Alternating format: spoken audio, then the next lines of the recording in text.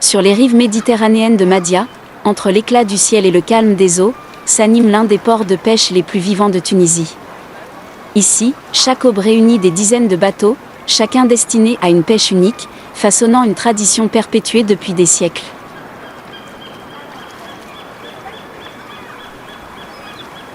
Le long des quais de Madia, les bateaux de pêche sont là, alignés comme une galerie à ciel ouvert. Leurs coques sont ornées de bandes horizontales, bleues, blancs, rouges et jaunes se succèdent en lignes nettes et vives. Chaque barque, décorée de ces couleurs éclatantes, apporte sa propre touche au paysage. Le bleu s'accorde avec la mer, le blanc rappelle la lumière éclatante du soleil, le rouge donne une touche de chaleur, et le jaune, vif comme un rayon de soleil, semble donner vie à chaque embarcation. Ces bandes de couleurs racontent les traditions locales, une signature esthétique propre à Madia. En observant de plus près, on devine que ce choix de couleurs n'est pas seulement esthétique, il est aussi symbolique, un hommage à la culture maritime de cette ville et aux générations de pêcheurs qui y ont ancré leur héritage. Le port de Madia est un lieu animé, où se mêlent toutes sortes de bateaux. Des dizaines de barques et de chalutiers de pêche y sont amarrés, chacun prêt pour sa prochaine expédition en mer. On y trouve des barques côtières, légères et agiles, idéales pour les petites prises près des côtes. À leur côté, les chalutiers se dressent, imposants et robustes, équipés pour affronter les fonds marins. Conçus pour la pêche au large, ces bateaux possèdent un grand filet de chalutage qu'ils déploient pour ramener une abondante prise. Plus que de simples embarcations, les chalutiers incarnent l'endurance des pêcheurs de Madia, prêts à braver le vent et les vagues pour ramener les richesses cachées des profondeurs. On y trouve aussi des bateaux destinés aux balades touristiques, prêts à emmener les visiteurs découvrir la côte, ses plages et ses criques secrètes. Chaque type d'embarcation raconte une histoire, un savoir-faire transmis de génération en génération, où chaque bateau est adapté à une mission spécifique, une technique de pêche qui perpétue la tradition et la richesse maritime de Madia. À mesure qu'on avance, l'activité des pêcheurs devient le cœur battant du port. Dès le lever du jour, ils s'affairent autour de leurs embarcations, ramenant leurs prises encore frétillantes dans de grands filets. L'air est imprégné d'une odeur de poisson frais, mêlée au sel et à l'humidité de la mer, tandis que le vrombissement des moteurs et les cris des mouettes rythment cette scène vivante.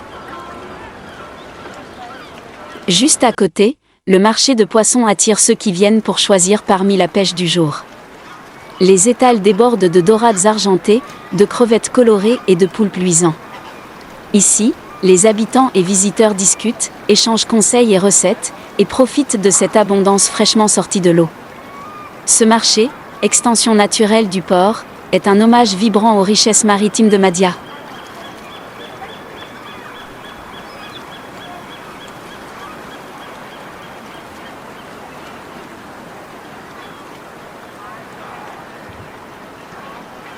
L'histoire du port de Madia commence bien avant sa modernisation. Dès l'Antiquité, Madia servait de comptoir pour les civilisations phéniciennes et puniques. Avant même la création du port, le quai d'Angleterre, situé sur la rive sud, servait d'embarcadère pour les petits bateaux de pêcheurs locaux. Ce quai offrait un accès direct à la mer et permettait aux pêcheurs d'accoster plus facilement.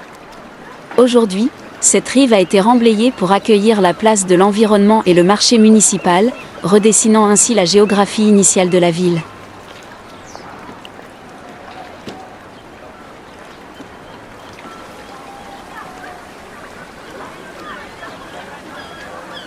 Ce n'est qu'à la fin du XIXe siècle que le port tel que nous le connaissons commence à prendre forme, avec la construction d'un premier brise-lames.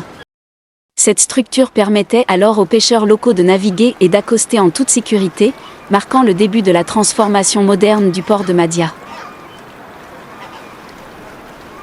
Les traces de cette première installation portuaire apparaissent sur d'anciens plans de 1890, témoignant des débuts du port de Madia.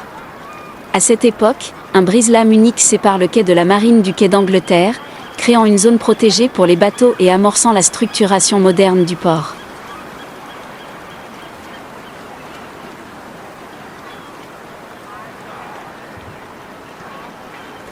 Certaines photographies historiques montrent le brise-lames ainsi que le quai de la marine, témoin des premières structures portuaires de Mahdia. À l'époque, le quai du port était directement ouvert sur la ville, et plusieurs bâtiments y étaient érigés, notamment celui des douanes, aujourd'hui disparu. Ces structures faisaient autrefois partie intégrante de l'activité portuaire, avant que le port ne subisse ces transformations actuelles.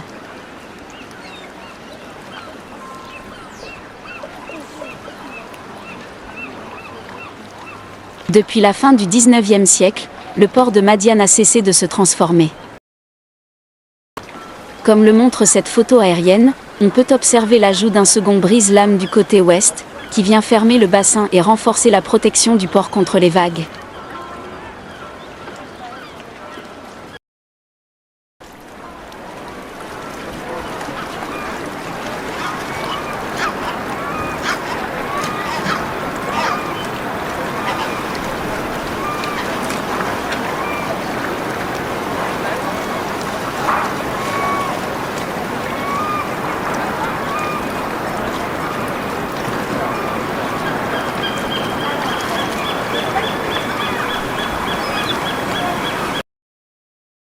En 1967, un projet d'extension voit le jour, marquant le début d'une modernisation majeure.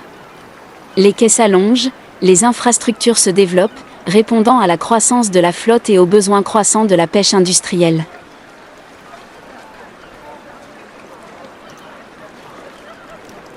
À la fin des années 1990, une nouvelle phase d'agrandissement permet au port de se doter d'équipements modernes, notamment pour la réfrigération et la conservation des produits de la mer. Mahdia devient alors non seulement un lieu de pêche, mais un acteur économique majeur dans la région, apportant du poisson frais au marché tunisien et au-delà.